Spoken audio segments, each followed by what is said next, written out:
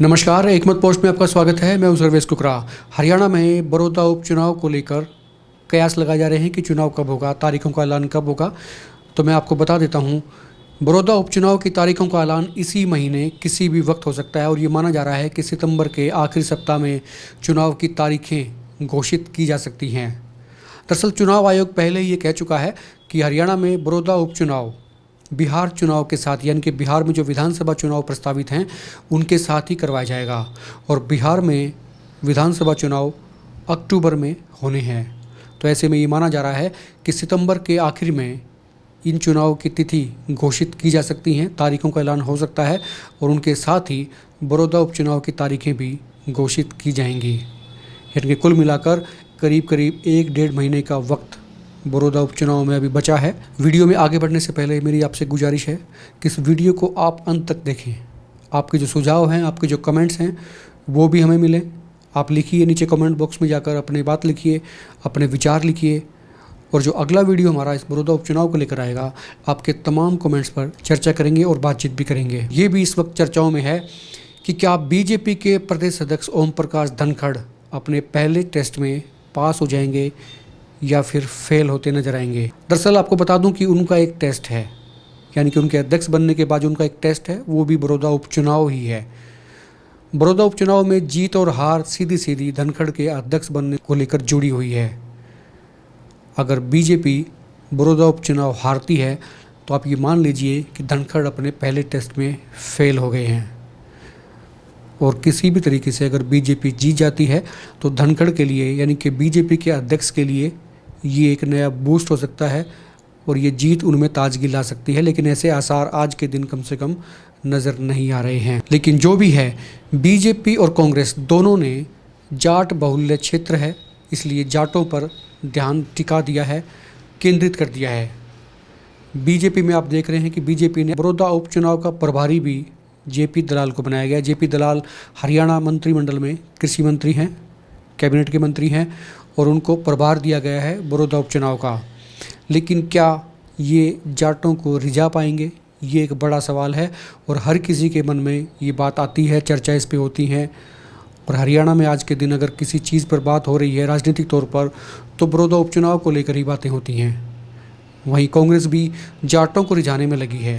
हालांकि उनके कुछ दूसरे नेता दूसरी कास्टों को भी टटोल रहे हैं, वहाँ पर जा रहे हैं, लेकिन जो बड़ा मतदाता है, एक बड़ा वर्ग है मतदाताओं का, वो जाट बिरादरी से है। इस बात से इनकार ना तो कोई कर सकता है और ना ही संभव है।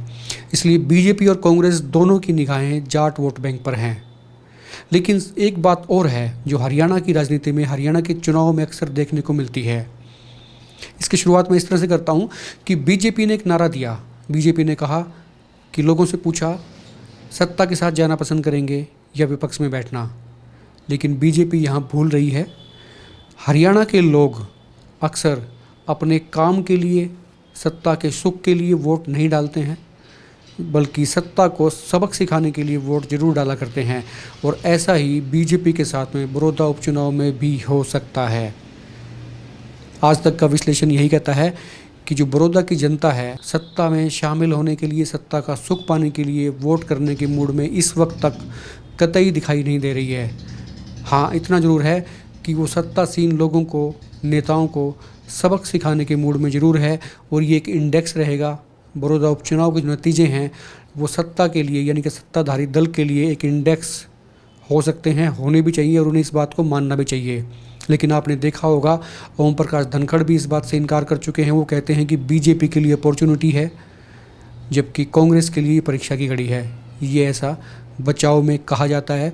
नेता तब कोई ऐसा कहता है तो उसका मायना यही होता है कि वो बैक फुट पर हैं, फ्रंट फुट पर आकर खेलने की उनकी हिम्मत नहीं है, हिम्मत जुटा नहीं पा रहे हैं, इसलिए ऐसा कहते हैं कि उनके लिए अपॉर्चुनिटी है।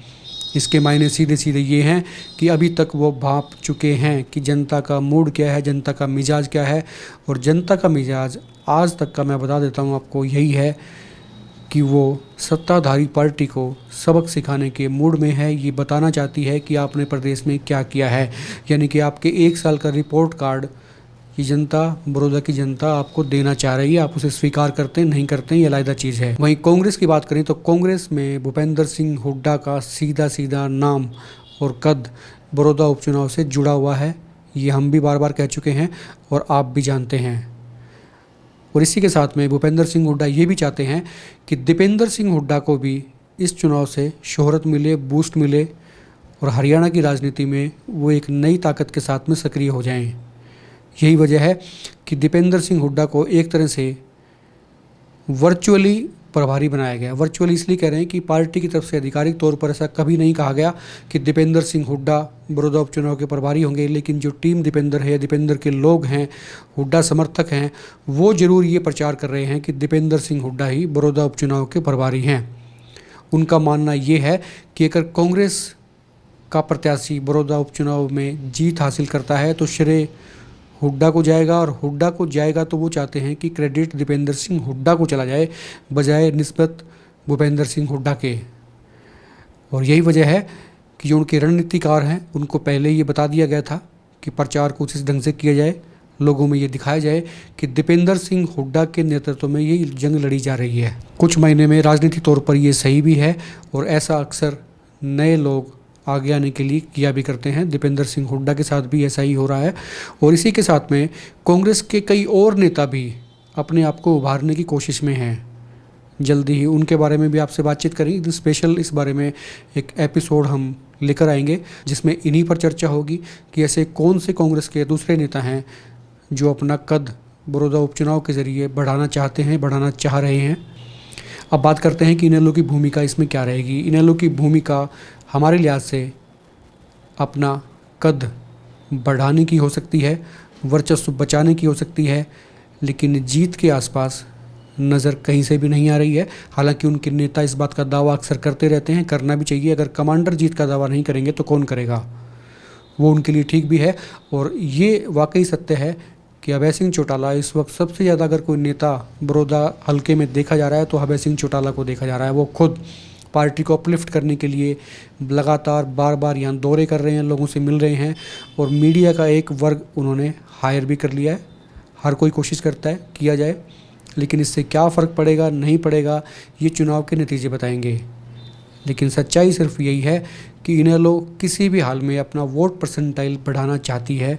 उसके लिए वो किसी तरह की भी किसी से भी मदद लेने की हिचक नहीं करेगी। और इसमें कोई शक नहीं है कि कांग्रेस किसी भी जाट नेता को यहाँ से चुनाव में उतार सकती है। बीजेपी के लिए मुश्किलें हैं। राजनीति की जो समझ रखते हैं वो यही सोचते हैं कि बीजेपी भी अगर चुनाव में टक्कर लेना चाहती है, देना चाहती है, तो कम से कम जाट उम्मीदवार को उतारना उनकी मजबूरी हो सकती है। लेकिन किसे उतारा जाएगा ये आने वाला वक्त बताएगा। पर इतना ज़रूर है कि दोनों ही पार्टियों के, दोनों ही दलों के दूसरे जो गैर जाट नेता हैं वो भी अपनी अपनी बिरादरी के, समाज के लोगों को रिझाने में, अपनी तरफ करने में और चुनाव कैंपेनिंग में अभी से जुटे हुए हैं। आप देखते रहिए एकमत पोस्ट। नमस्कार।